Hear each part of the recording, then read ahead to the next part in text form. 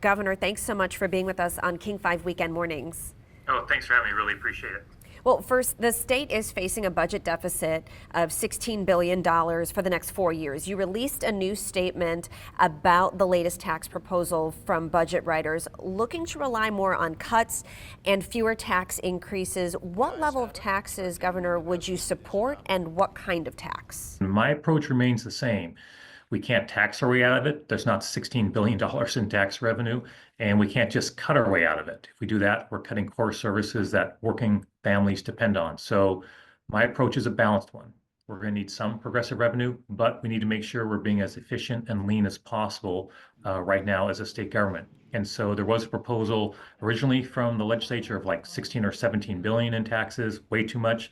More recently, they've come in at 12 billion. I said that is still too much. We need to have a more balanced approach, and I'm confident we'll get there.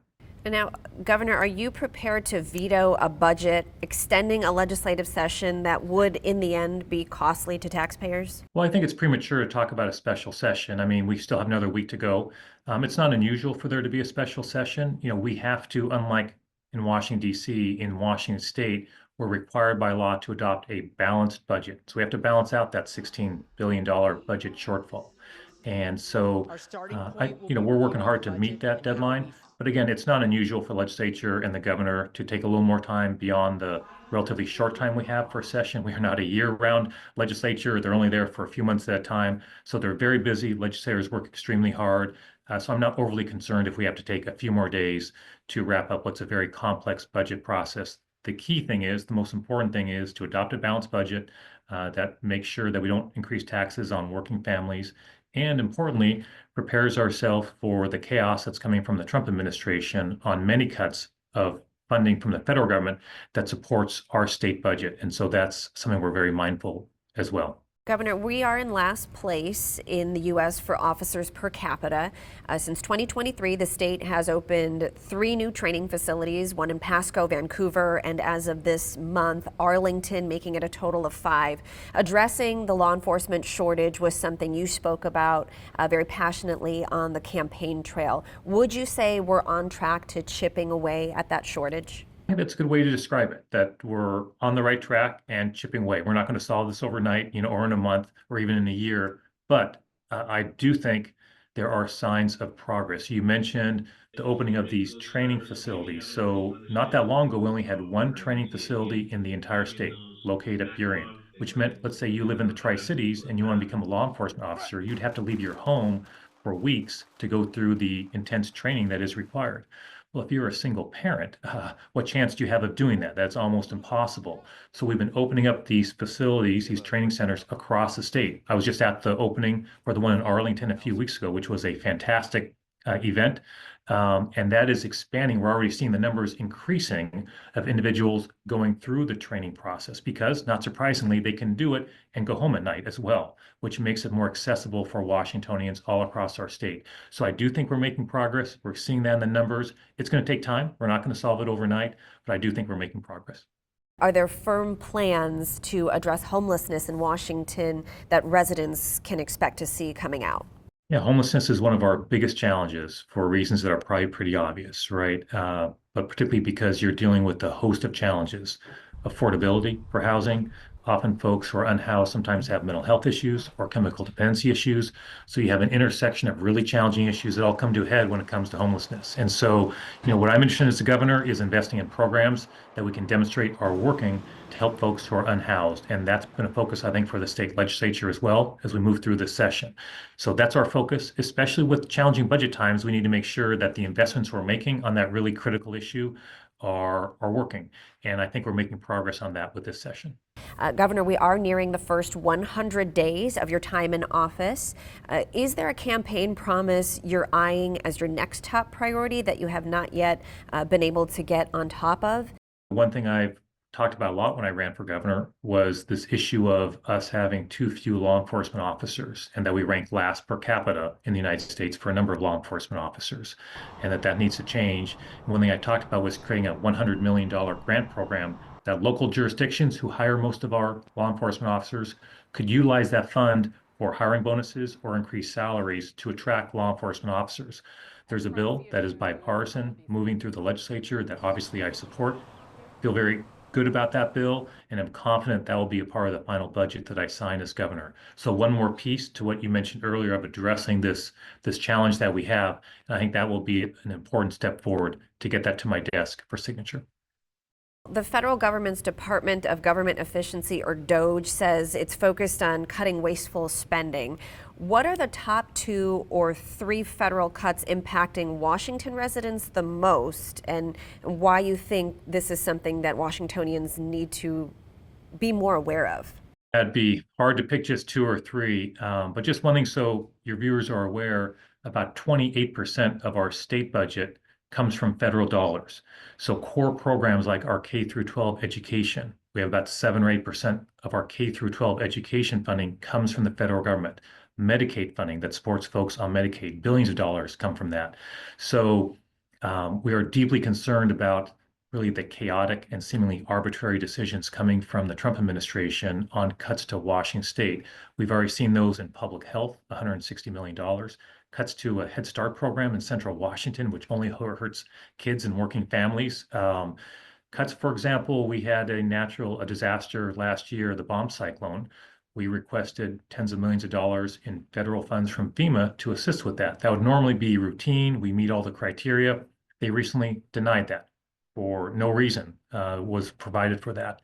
So we need to find a way to balance our budget, our state budget, but also in a way that prepares us for the cuts that are coming from the federal government now and that might be coming in the future. Look, every day there's new headlines about those cuts. We're seeing those for state institutions of higher education across the country. The University of Idaho, for example, just saw cuts of tens of millions of dollars. So I'm deeply worried about cuts in that area for our colleges and universities here in Washington State as well, which would impact, of course, students and families all across the state. So it's a long, long list, but that's why I'm especially focused on adopting a balanced budget now that takes a balanced approach on revenue and savings to make sure we're prepared for what might be coming from the Trump administration. Governor, how would you say the latest tariffs imposed on other nations by the Trump administration have affected our state the most, and what can we do to combat those impacts? The tariffs are hit us especially hard because Washington State is one of the most trade-dependent states in the entire country. To name just one part of the impacts on our state would be our farmers. They are heavily dependent on trade here in Washington State. And so those tariffs are what I'm hearing from folks all across our state is how deeply concerned they are about those tariffs and the long-term economic impact on them. And as one example, our farmers as well. So we're working closely with our federal partners, our federal delegation, elevating the voices of folks who are impacted by these tariffs, and just really doing everything we can to get the Trump administration to walk back this really draconian decision to pursue trade wars, which will just hurt working families all across our state. Governor, some college students are in danger of losing their visa status to study here in Washington. Lawsuits have been filed. What are your thoughts on actions like these being carried out in our state? I'm deeply concerned about that, and speaking partly as a governor, but also my wife. She works at a community college, and her field is international education. She works with international students. That's a big part of her work that she's been doing for many, many years. And so we see that in our house through her work in a way that is deeply impactful. And so I've been meeting with our university presidents, for example, like President Kelsey at the University of Washington, to talk about what's going on, to offer assistance. I know the Office of the Attorney General here in Washington State is assisting as well. And so there's a lot of work that's being done to do what we can to be helpful, in addition, of course, to working with our federal partners to make sure they understand the ramifications, which I know they do, the ramifications on those students and our colleges and universities. So this is something that's important to me, and we're working as hard as we can to be of assistance. Is there a potential or newly passed law, Governor, that would surprise Washingtonians the most? If they haven't been keeping track of all the bills that have been passed, is there one that would be most surprising to them? Well, the one that I had the most fun with maybe was just a couple days ago signed a new law that was prompted by a high school student on Bainbridge Island. His name's Sebastian, and he wants to be a marine biologist. And so the bill he was working on with folks from the Seattle Aquarium and Representative Nance was to make bull kelp the state marine forest, which was, I learned a lot about bull kelp and how important it is for salmon and for orcas. And so we had a great bill signing, did a proclamation making uh, uh, Bull Kelp Day in Washington State. But really, it was inspiring to see a young person who cares a lot about these issues and what that means for our environment and for our salmon and orcas. So we had a great day, and that was a lot of fun. Lastly, you're the father to some pretty busy kids involved in sports and activities. What's your advice to families who are trying to balance work and time with their children, especially if they have to work multiple jobs to support their families? It's a challenge for any parent. I don't care what your job is, that's a challenge. And I'm actually working from home today a bit because it's the first day of spring break for our twins who are in high school. And after I wrap up this interview, I'll be going with my daughter. She's a softball player to pitch to her and catch her fastballs as she pursues her softball interests. A couple days ago, I was at my kids' track meet to watch them run. And so, for me, what works for me is I just, my team knows when scheduling that things like track meets or softball tournaments that those are important to me to attend, and we just carve that time out. And look, it's difficult for any parent who works, but I'm a big believer that kids spell love Time. That are you spending time with them or are you not? And I know that's difficult for a lot of parents who have a more challenging situation I do. I meet plenty of parents out there as I travel the state who aren't just working one job, they're working two, and they're single parents, and that is not easy. So I just have deep respect for parents who try to balance that out. There's no easy answers. I was fortunate to have parents who were very active with me and my six siblings and very involved. And so I just do the best I can as a parent, along with my wife, who does a lot of the heavy lifting in our household, as you might imagine, to do the best we can as working parents with our kids. Governor Bob Ferguson, thanks so much for being with us here on Hey, King thank you so 5 much. Weekend Mornings. Thank you. You bet. Hey, thanks so much and have a great day.